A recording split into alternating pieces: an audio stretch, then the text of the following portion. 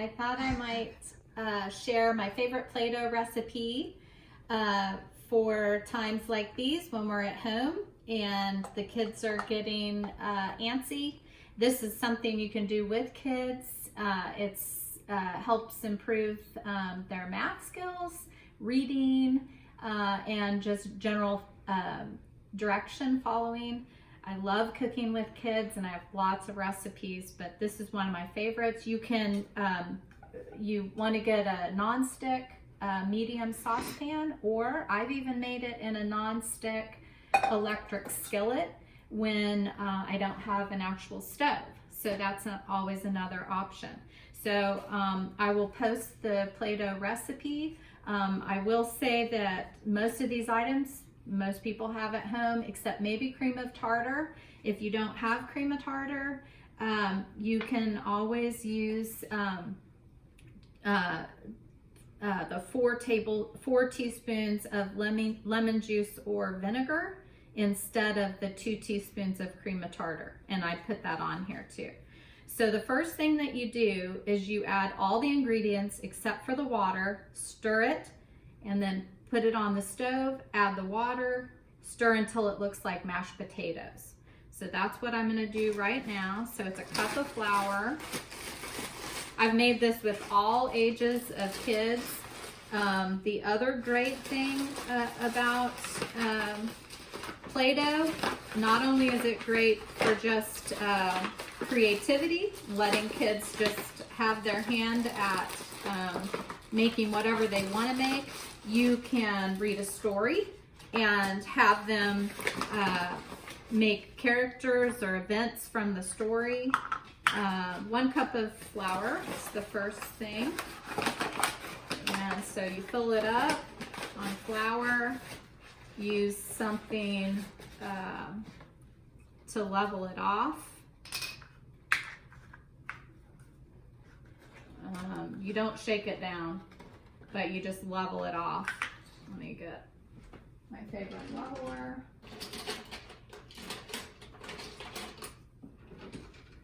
And the other wonderful things you can do with Play-Doh, practice your spelling words or your ABCs by making those with the Play-Doh, or by drawing, making the Play-Doh flat and drawing on it. Same with math. You can do the same thing with any of your math levels. Oh, okay. Now is the 2 tablespoons of oil, half a cup of salt. You see Theo? Thank you to Rose for filming this, and for Theo to standing by to clean up any Hi, buddy. spills. My apologies for the shakes. I am a very shaky person.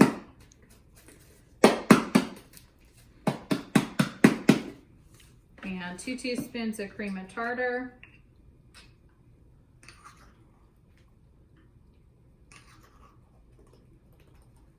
I usually use a wooden spoon to stir because that gives the most control.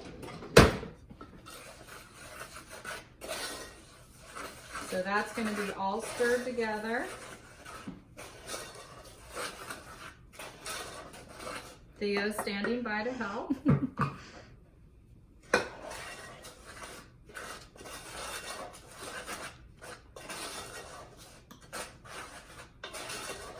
Now we'll add the 1 cup of water.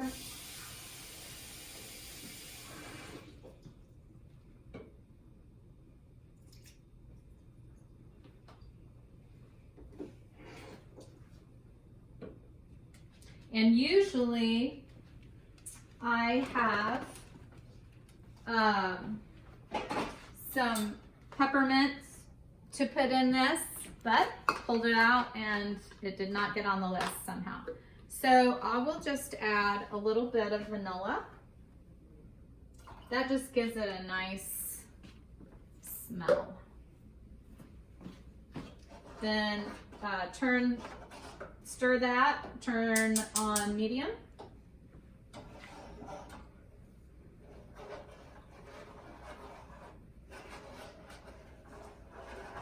This does not generally take long.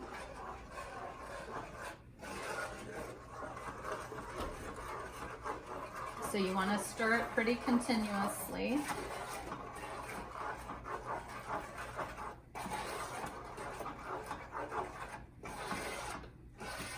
Obviously, depending upon how young the kids are, you do not want them around the open flame, but they can do everything up until this point. If you have the electric skillet, sometimes you can have them even help with the stirring. I'm also going to add a little bit of food color. Now, you don't have to add the food color now. Actually, I might have Rose do this. Since she's here, she can show how to do this differently. But generally, if you want just one color of food color, you just go ahead and add it now, and that's the easiest. If you want a couple of colors, which is what I will show. Oops, see, I should have been stirring this. As soon as this is done, when you knead it, and it'll be hot, by the way, you'll have to wait a minute to knead it.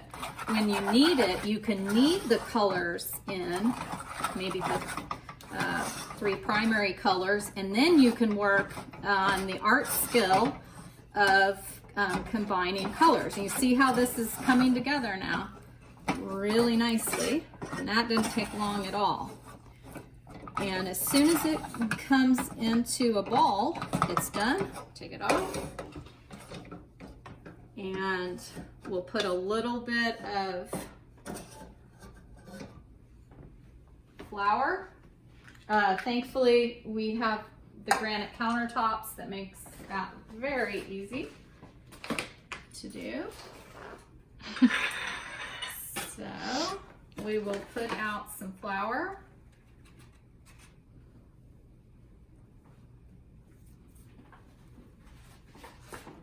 Divide this into 3 or however many colors you want. Yeah, the vanilla didn't work as well as peppermint.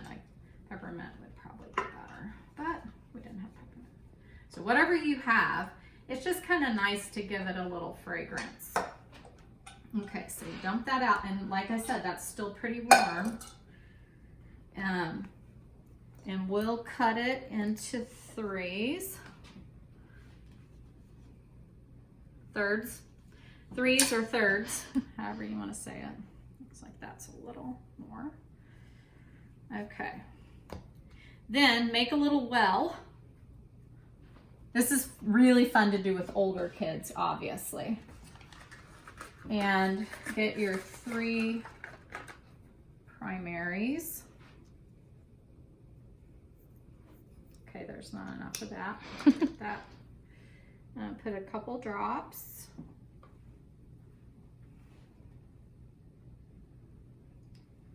And I'll have to get my red that I keep in a bigger quantity because we use it for candy cane cookies.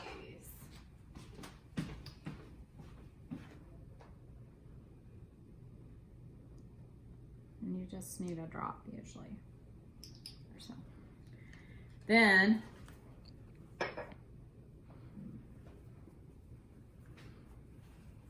knead it in.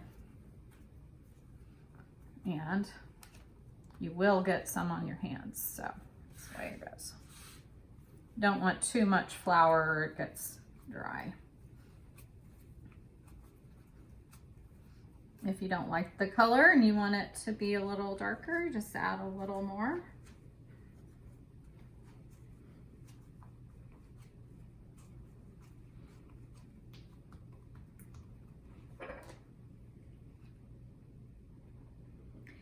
When you add the coloring before you cook it, it does make it the color a little more intense. But this is just a fun way to do. it with 3 colors. And you can also double and triple this recipe if this doesn't look like enough, but it keeps really well. It can be frozen if you need it to. I've never frozen it because we generally just use it.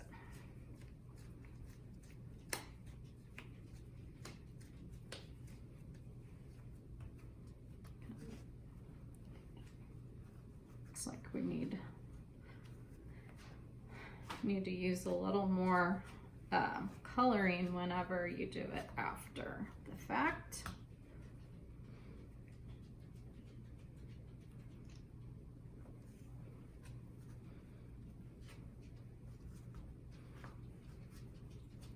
And then you can do color mixing and talk about primary and secondary colors.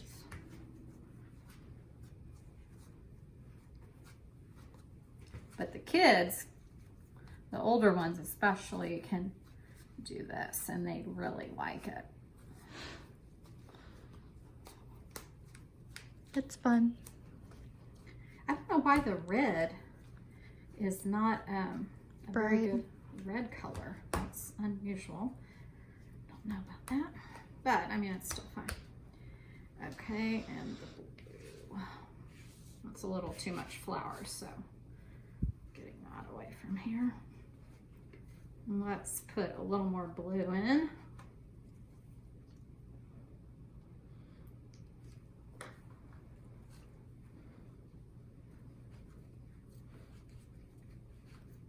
Okay, you can see the way that works. And if you have any questions, you can always email me, text, Facebook message, call, whatever. Have fun and happy cooking.